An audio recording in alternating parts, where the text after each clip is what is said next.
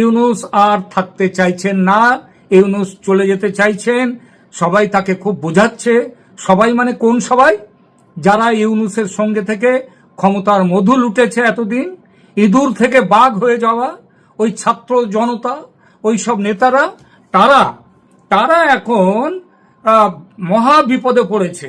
শুনতে পাচ্ছি যে কান্নাকাটি পর্যন্ত শুরু হয়ে গেছে ছাত্র জনতাদের মধ্যে। কান্নাকাটি তো হবারই কথা। কান্নাকাটি, সে একটা কথাই আছে, যত হাসি তত কান্না বলে গেছে রামসান্না।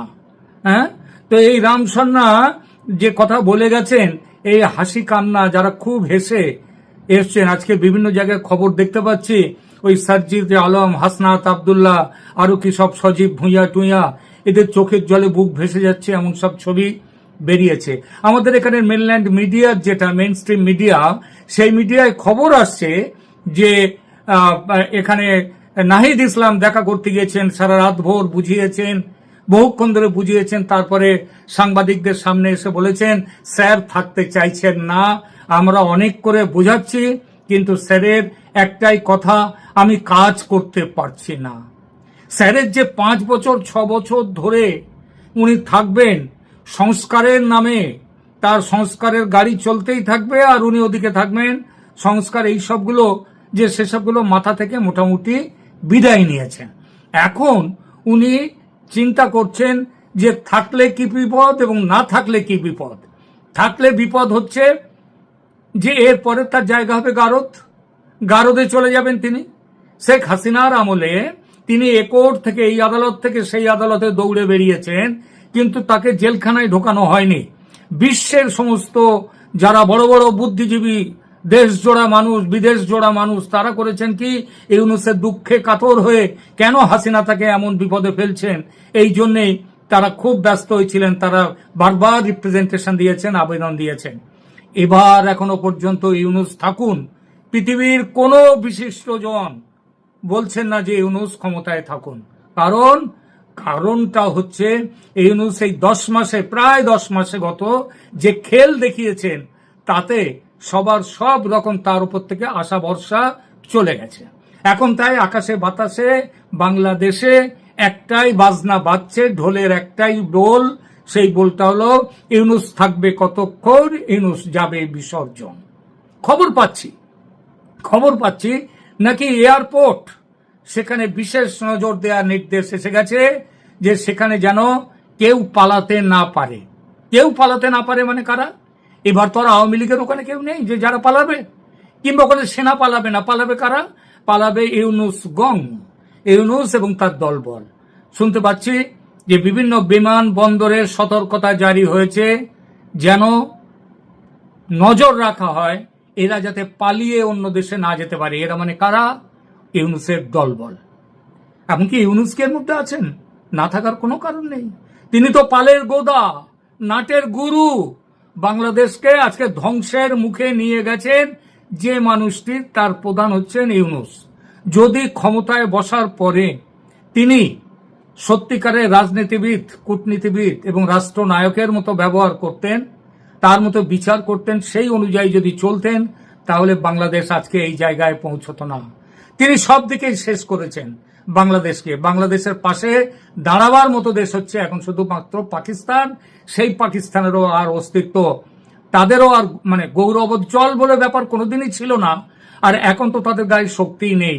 তারা এখন ওই ফিল্ড মার্শাল করে দিয়েছেন আসিম মুনিরকে। ফিল্ড মার্শাল নয়, ফিল্ড মার্শাল আসিম মুনিরের এই অনুগামীরা, তারা নিজেরাই বাঁচতে পারছে না, বাংলাদেশকে কি বাঁচাবে? কথা হচ্ছে ইউনূসের পলায়ন নিয়ে। যত তাড়াতাড়ি ইউনূস পালাবেন, তত তাড়াতাড়ি কিন্তু ইউনূসের ভালো। গতকাল দুপুর পর্যন্ত আমরা তেমন কোনো একটা বাংলাদেশ থেকে বড় খবর পাইনি যে ইউনূস চলে যাবে কিংবা ইউনূস চলে যাওয়ার কথা ভাবছেন। গতকাল দুপুর অবধি কিন্তু এই খবরটা ছিল না। তারপর থেকেই হঠাৎ যেন পালে বাঘ পড়েছে।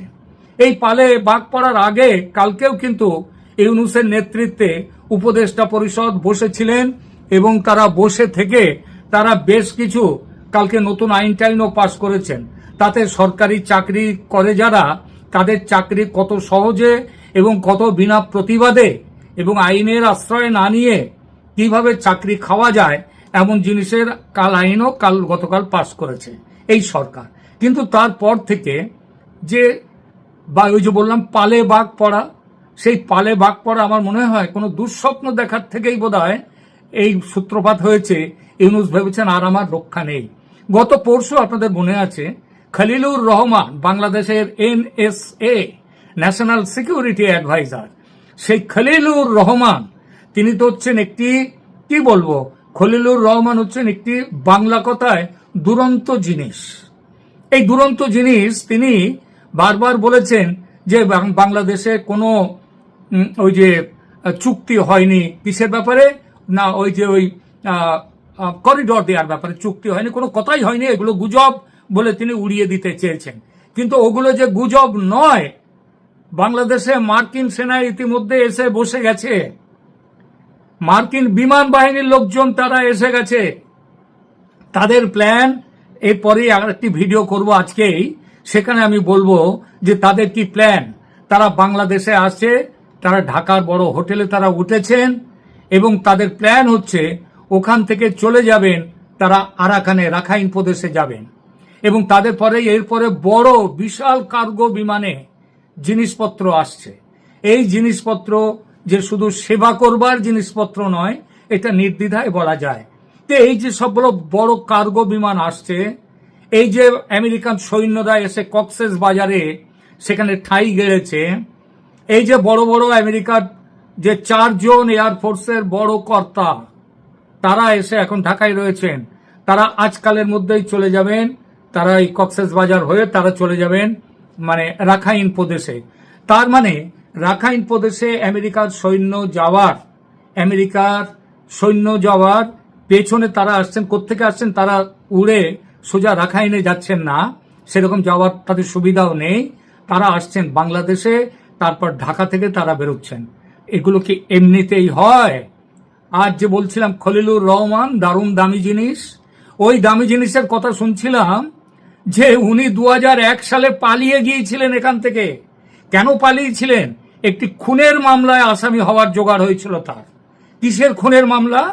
খুন হচ্ছেন আয়েশা আশরাফি বলে এক মহিলা, একটি মেয়ে বিবাহিতা, তার সাথে ওনার বিবাহ বহির্ভূত সম্পর্ক ছিল এবং সেই সম্পর্কের জেরে তিনি তাকে নিয়ে যেতে চেয়েছিলেন নিউ ইয়র্কে নিয়ে গিয়ে তিনি সেখানে থাকবেন, উনিও থাকবেন, একটা পরকীয়া ব্যাপারটা খুব ভালো চলবে।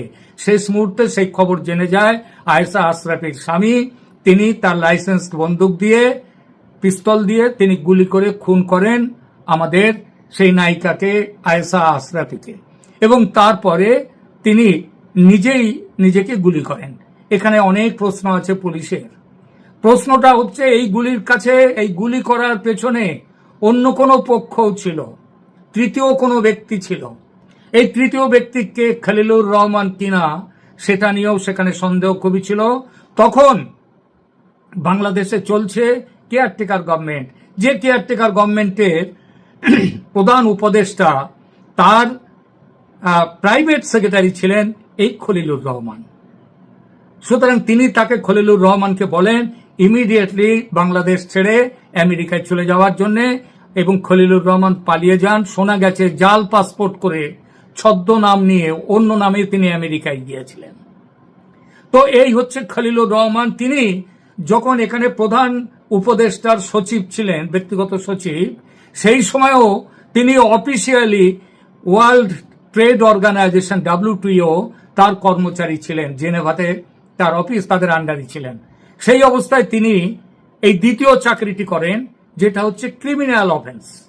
তো এই যে ক্রিমিনাল ভদ্রলোকটি হচ্ছেন NSA, আমেরিকা শোনা যাচ্ছে তাকে ব্ল্যাকমেল করছে এখন তার এই পুরনো ইতিহাসটা নিয়ে এসে, ওই খুনের ইতিহাস, ওই WTOর ওখানে চাকরি করার সময় তিনি বাংলাদেশে চাকরি করেছেন, সেই ইতিহাস যেটা ক্রিমিনাল অফেন্স, এই সবগুলো নিয়ে বাংলাদেশকে, এই খলিলুর রহমানকে ব্ল্যাকমেল করছে আমেরিকা। তুমি আমেরিকার স্বার্থ দেখে রাখাইন প্রদেশে তুমি করিডর দিয়ে দেওয়ার ব্যবস্থা করো। তার জন্যে খলিলুর রহমানই সমস্ত ব্যাপারে এই ব্যাপারে সব কাজগুলো করেছে। আজকে খলিলুরেরও বিদায় হবে, আর বিদায় না নিলে মনে রাখবেন, এবার সকাল থেকে অনেক আমাকে ফোন করেছেন, বাংলাদেশ থেকে বেশ কিছু ফোন এসছে। এই ফোনের কথা হচ্ছে যে দাদা এবার কি আপনি কি বুঝছেন, এবার কি সত্যি কিছু একটা হবে তাহলে এইবার তার সূচনা দেখা যাচ্ছে? আমি বললাম যে দেখুন, আমারও মনে হচ্ছে রাত পেরিয়ে কিন্তু এখন সূর্যের আলো, সেই আলোর রশ্মি কিন্তু ফুটে উঠছে, সেই রশ্মিটা ফুটে উঠছে। এখন সূর্য পরিষ্কার হয়নি, কিন্তু সূর্য ওঠার আগে যেমন একটা চারদিক ফর্সা হয়ে যায় না, যেমন একটু অন্ধকার কাটতে থাকে, সেই কাটাটা শুরু হয়েছে। এবং একজন আমাকে বললেন যে দাদা ভয় হয় ওয়াকারুজ্জামান তিনি আবার চুপ করে যাবেন না তো? আমি বললাম সম্ভাবনা আছে, কিন্তু গতকালও আমি একটি এপিসোডে আমি এই কথা বলেছি, এবার কিন্তু মনে হচ্ছে ওয়াকারুজ্জামান একেবারে তিনি পরিষ্কার স্পষ্টভাবে তিনি বলে দিয়েছেন এবং তিনি সিদ্ধান্ত নিয়ে নিয়েছেন যে এবার আর তিনি চুপ করে থাকবেন না। সুতরাং গতকাল যে ওই যে একটু আগে বললাম, গতকাল দুপুর পর্যন্ত সেনা দরবারের ছবিটা ভালো করে এরা বুঝে উঠতে পারেনি। ক্ষমতার একটা মোহ থাকে, তো ক্ষমতার একটা মোহে ইউনূস এবং তার দলবল সেনা দরবারের সেনার বক্তব্যগুলোকে ঠিকমতো বুঝে উঠতে পারেনি। ভেবেছিল ওটা এমনিই চলবে, এমনিই চলবে, এমনিই চলবে। তারপর যত সময় গেছে আস্তে আস্তে বুঝতে পেরেছে যে ভয়ঙ্কর দিন আসছে। আর ভয়ঙ্কর দিন, ইউনূস তো পালাবার ব্যাপারে ওস্তাদ, ইউনূস মিয়া পালাবার ব্যাপারে ওস্তাদ, এবং কি করে নাটক করতে, গতকাল বলেছি যে নাটক করার ব্যাপারেও তিনি ওস্তাদ। এই নাটকে ইউনূস সাহেব তিনি এবার ভয় পেয়েছেন, এবং আমার দৃঢ় বিশ্বাস যে কোনো মুহূর্তে তিনি পদত্যাগ করে পালিয়ে যাবেন, অথবা পদত্যাগে বাধ্য হবেন। যদি তিনি পদত্যাগ করে চলে যান, তার আগে উনি নিশ্চয়ই সেনাবাহিনীর সাথে একটা কথা বলে নিজের স্কেপ রুটটা, চলে যাওয়ার রাস্তাটা খোলা রাখবেন। আর যদি বাধ্য হন উনি পদত্যাগে, জোর করে পদত্যাগপত্র লিখিয়ে নেওয়াটা সেনার বায়া হাত কা খেল। এবং উনি পদত্যাগপত্র এসে গেলেই যেটা প্ল্যান চলছে সেটা হচ্ছে রাষ্ট্রপতি অন্য কাউকে দিয়ে, কেয়ারটেকার গভর্নমেন্ট হোক, হয়তো এমনও হতে পারে সেনারই মানে ওয়াকারুজ্জামানকে দিয়ে তিনি পরবর্তী সরকার চালাবার ব্যবস্থা করবেন, অথবা অন্য কাউকে দিয়েও করতে পারেন, কিন্তু সেনা থাকবে সেখানে মূল চালিকা শক্তি। এবং এই ইউনূস যেমন সেনাকে অস্বীকার করে অনেক কিছু করেছে, খুব গর্বে যখন বলেছিলেন সেনা প্রধান 18 মাসের মধ্যে ভোট হবে, তখন এই ইউনূস বলেছিলেন ভোট করব আমি, সরকার বলবে ভোট কখন হবে, সরকার এখন বলবে। সুতরাং তৈরি থাকুন বাংলাদেশের মানুষ, আপনাদের দুঃখের দিন কেটে যাওয়ার সময় হয়েছে। সূর্য উঠছে, দুঃখের রাত চলে যাচ্ছে, সূর্য উঠছে। যে কোনো মুহূর্তে ইউনূস চলে যাবেন, অথবা চলে যেতে বাধ্য হবেন। এবং এই যে কথা উঠছে যে আবার ছাত্র জনতা রাস্তায় সেই গত বছরের জুলাইয়ের আন্দোলনের মতো সেই পরিস্থিতি তৈরি করবে কিনা, তৈরি করতে পারবে না। কারণ তাদের সেই মুরদ আর নেই। মানুষ ওই যে বলে না, ন্যাড়া একবার বেলতলায় যায়, বারবার যায় না। তো এদের চরিত্র আর এই ছাত্র জনতার জুলাই বিপ্লবের চরিত্র মানুষ দেখেছে, আর মানুষ এরা ডাকলেও রাস্তায় আসছে না, আর আসবেও না। সুতরাং এই সরকার, এই মবের সরকার, এই শয়তানদের সরকার, এই সরকার চলে যাবে।